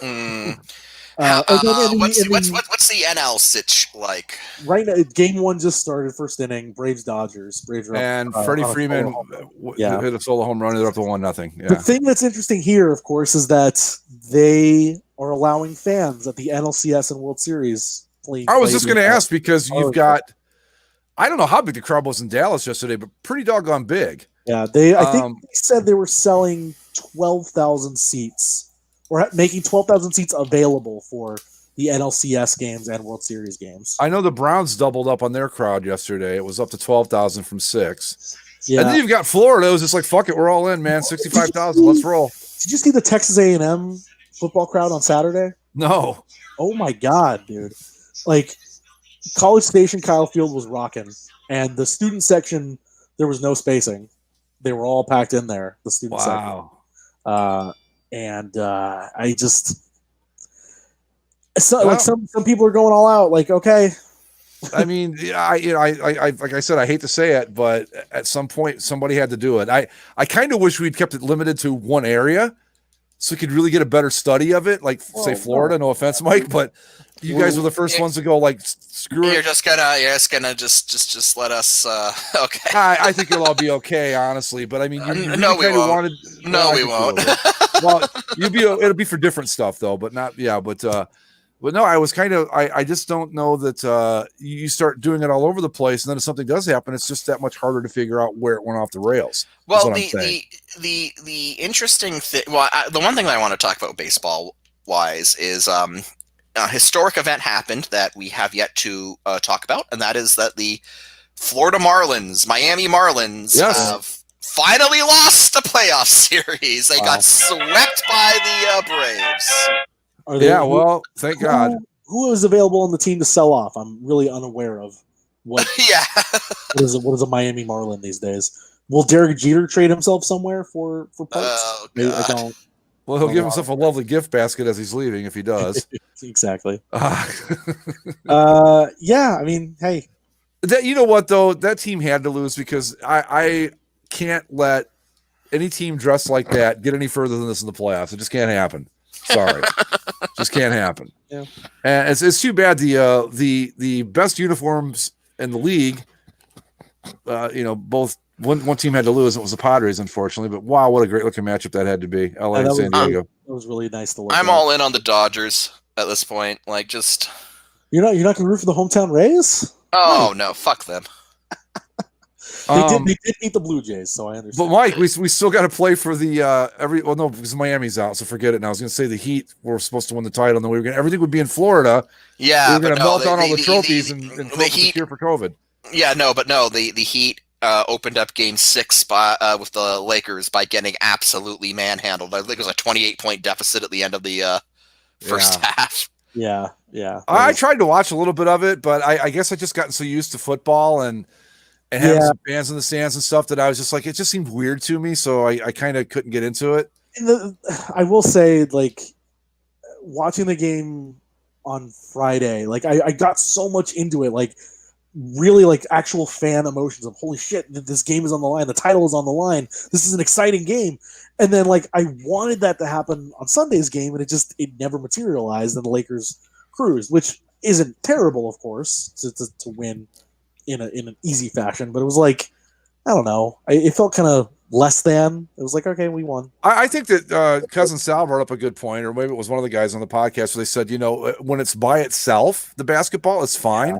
When you're going up against football and I guess baseball to a lesser extent, at the same time, it's just not. It just doesn't have the pizzazz. Well, and that's something that we didn't touch on, but the NBA Finals across the board had like some of the worst, either the worst or some of the worst, depending on the game, TV ratings of all time. Yeah, well, that's to be expected. I mean, I know a lot of people want to blame it on the social messaging and stuff, but look, and that might be. I mean, look, to be fair, that might be a part of it, but. You're playing the NBA Finals in October in the midst of the NFL, college football, and I guess MLB, NHL playoffs. Yeah, and all that. It's also in a very strange not entirely comfortable setting. Like, I mean, it is, you know, you're like, well, it's just normal, but it's just, the whole thing was just weird. So let's all just like tap the brakes a little bit and not decide, well, you see, they came out and said Black Lives Matter. Now fuck them. You know, that's not what happened. I'm not going to discount that. I think it was a little bit of that, but it wasn't by any means all of it. No way. I think, no way. Like if you just look at rating everywhere except for the NFL, ratings are down across the board for sports. That's just how it is right now. But it's like the posts that I see on Facebook primarily, because that's just who traffic's there. It's people saying like, "Oh, the NBA with all its wokeness, look what it's done." It's like they're shoving it down our throats, and it's like when I read posts like that, it just tells me like, "Oh, you haven't actually tried to watch through the game, have you?" Like, yes, it is on. It says Black Lives Matter on the court. Sure. Yes, on the back of everybody's jersey, they have their social justice message of choice. Should they want it? Yes, but that's it. Like they're not coming to every commercial, Blake, like chanting Black Lives Matter. This they're is not always like vignettes about like racial justice. They're kind of just playing the game, and like the messages are there on the periphery if you really want to get mad about it. But like, if you actually just cared about watching a basketball game, you can do that and not be perturbed. Well, here's my opinion on this, and it's no secret that I'm not a big NBA fan. If you've been listening to the show for any amount of time at all, you know this. Yeah. But my feeling, and I can't apply this to the NBA because I just don't really care. But to me, it just seems silly that you would take something that you enjoy away from yourself because it had a political message that you don't like. Like, and I use music as a really great example. It's like people, and you can take it from both sides of the spectrum. People will be like, U2's got great music, but God damn it, would Bono just shut the fuck up with the politics? It's like, you know what? Don't listen to the albums. Don't worry about Bono. Or, you know, Ted Nugent got good guitar music, blah, blah, blah, but he's a psycho. It's like, yeah, okay, fine. Those things are equally true, but do you really want to deprive yourself of music that you may enjoy or a product that you may enjoy or a sport over something as silly as that? And to me, it just seems dumb. I mean, maybe I'm wrong. I don't know, but I'm not, you know, what I like to see everybody just like, I'd love to like reset and go back to 2019 where everything's normal. None of this is happening, but that's not going to happen. So it's my decision at this point. Do I want to let things bother me that shouldn't, or do I just want to go, hey, I enjoy this? I mean, the NFL is doing the same kind of stuff. You see the messages in the end zone every weekend. Yeah. But I'm not going to go, well, I'm not, fuck it, the Browns are 4-1, but I don't care because they're doing this. It's like, nah, I'm not taking that away from myself. No way. I don't know. I don't mean to get off on a tangent there, but you see what I'm saying? No, but you're right. Because like the thing that I find is that most of the people that make those statements are people that weren't going to watch in the first place. Right. Mm-hmm. So like you just want to get mad because it offends your sensibilities. I mean, yeah, I could sit here and go on and on and on about the social justice stuff in the NBA and sound like I'm really taking a stand when the truth of the matter is I wasn't going to watch in the first place. So why waste my time?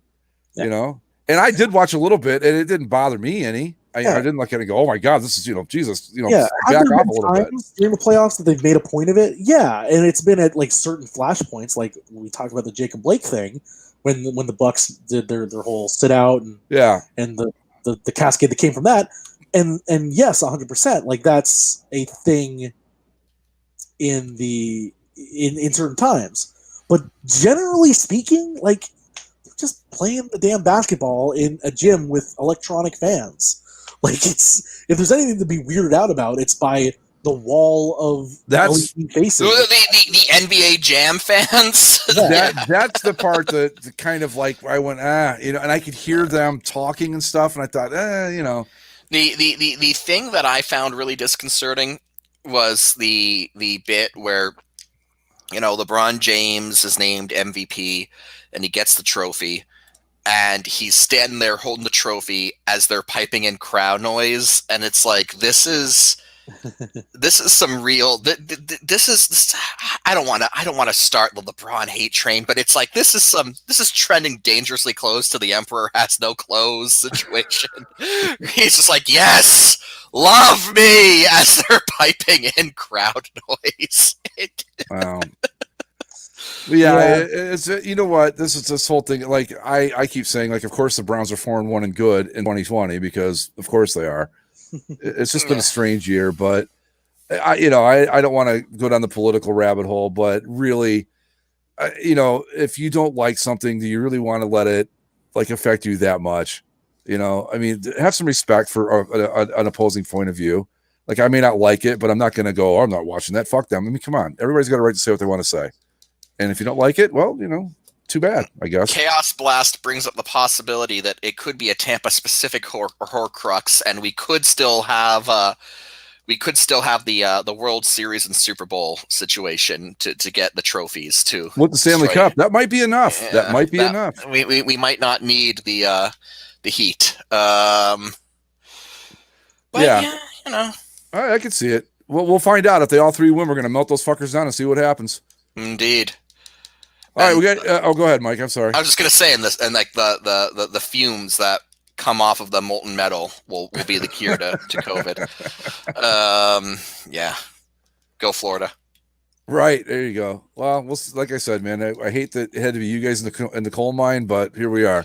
It was always going to be us in the coal mine because it's. For what it's worth, Mike, it seems like you have a dance partner in the state of Texas. So. I mean, look, that's true. You need someone. You need someone to do some crazy with. Texas is always good. President Bible Gun is going to be up for it. Did President Bible Gun make the GTOV this year? Is he? He's for next year. Next year. Okay, yeah. President Bible Gun. Yeah. Yeah. But going forward, we're reaching some of the last days of a lot of these sports. It might it could be just football for the foreseeable future. It could be just football for the foreseeable future. The NHL has announced that they're eyeing New Year's Day as the start of the next season. They're trying to get it for then. It doesn't sound like it will be. Well, no, because the border is still a thing that exists. So that's the the NHL has to deal with. It's funny, Mike, because we're going to try to come down there for the winter this year, and I was talking to my brother, whose girlfriend works at. Anyway, long story short, she's kind of involved in winter rentals and stuff. She's like, "There's going to be a lot more openings this year because Canada can't come down." Yeah. Oh yeah. And I went, "Oh, I didn't even think of that." I mean, no, it's been crazy. There have been 2 weddings that I was supposed to go to that I have not been able to because of this whole thing. So, well, I'm kind of waiting to see what happens on there before I go diving in for a winter because probably best to keep your distance from the state of Florida for just a few more months to see how it shakes out. Well, that's what I'm going to do. I was going to shake out here for the next month or 2, and then I'll make the decision like around Christmas time. Like, okay, they're doing fine, or fuck, I'm not going anywhere near that place. But the NHL probably mid-January. NBA, I think, was saying mid-January, maybe late January. Okay, here's my question on both of those. Unsaid if it will be in bubbles again, but the players don't want to do that. Are they going to play shortened seasons, or have we got the domino effect we were worried about? Where it's going to keep they need to play shortened seasons. Just let's get us back on track in 2 right, 3 years. Right, exactly. I agree. I think the NHL had originally said that they were trying to play the full season, but why? For what reason? Especially because the whole reason that supposedly the owners are willing to wait a little bit is they want to wait to get fans in the building so that they can make money again. Because why the hell are they doing this? They're not doing this for charity. The owners will tell you, of course.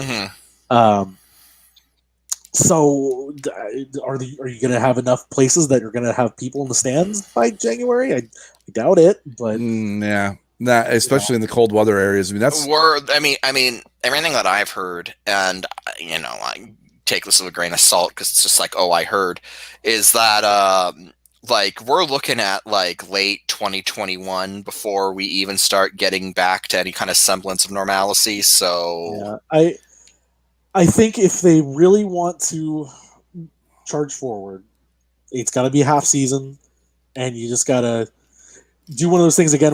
Do what you can to get it in, but shorten it up. You're not going to get a full 82 games of either full 82 games of nobody in the building or in bubble life again because the players just will revolt. They won't do it. You got to do 82. You got to do a half season. Do a half season, and then maybe, hopefully, if you can get through a half season starting in January, right? Then next year, the season after, we can maybe start on time. And I think back in the only sport right now. I mean, the NFL, obviously, if they can get. Well, the NFL is just going to do what the NFL wants. Right. To do. So let's throw them aside because they don't give a fuck anyway. But the only sport that really has a chance right now to kind of come back at the normal time frame is baseball, because they're going to be done. Well, a couple We're gonna weeks be done here. normal time. Yeah. Yeah, and then spring training won't start until late February, so they should be okay. Yeah, But spring training where we send all the teams to Florida sounds great. well, we'll know a lot more about Florida by then, dude. I'm just saying. Yeah, no, I know. Just if we had to do it right now, it'd be like, oh, doesn't sound like a great idea. Even sending to Arizona. Arizona's gotten better, but It was super encouraging when our governor did a press conference 5 minutes away from where I live, where he wore his mask on sideways. That was a great sign. He was just doing it just to fuck with you, Mike. He's like, guys. I did love they cut to Pat Riley at the end of the game last night, Mhm. and he was clearly wearing his mask upside down because it had the NBA logo on it, and it was. Yeah, the branded masks are really exposing the people who don't know how masks work. Yeah. Well, anyway. Well, I mean, he covered up the nose and mouth area, but it was just upside down. I So mean, could somebody like tap Pat on the shoulder and be like, Pat, just fix it. the thing that really the thing that I thought was like really that I had to do a double take on was watching the NFL, because obviously this has been the case since week 1, but I only just recently noticed it watching the Bucs game.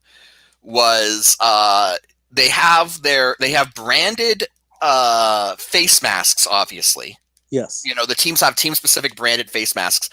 But also on the opposite end, what I just noticed, on the opposite end of the mask where they have the team logos, they've got New Era, the New Era logo. Yeah, They are New Era branded, team-branded face masks, which to me was weird. They're for sale in the team shop. Oh, yeah. I'm going to absolutely. pass on that. Capitalism at its finest. All right, boys. We are beating the hell out of almost 2 hours here, so if we've got nothing else, let's call it a night. Sounds fine to me. Yeah, so with that, folks, we should sell branded bass masks, don't you think? Call it a bass mask? A bass mask, right. Anyway. So anyway, as always, thanks for tuning in to everybody that was in on the chat tonight, and for those of you that will be listening to the podcast specific nice lively chat tonight. Thank you, guys. Yeah, very, very well done, gentlemen. Glad to see you all here. Bring back a friend next week, and we'll just see where it goes. So as always, follow us on Twitter at Basically Sports. Subscribe via Apple Podcasts, Spotify, Spreaker, the YouTubes, and everywhere else fine podcasting is sold. We'll see you next time. Latest.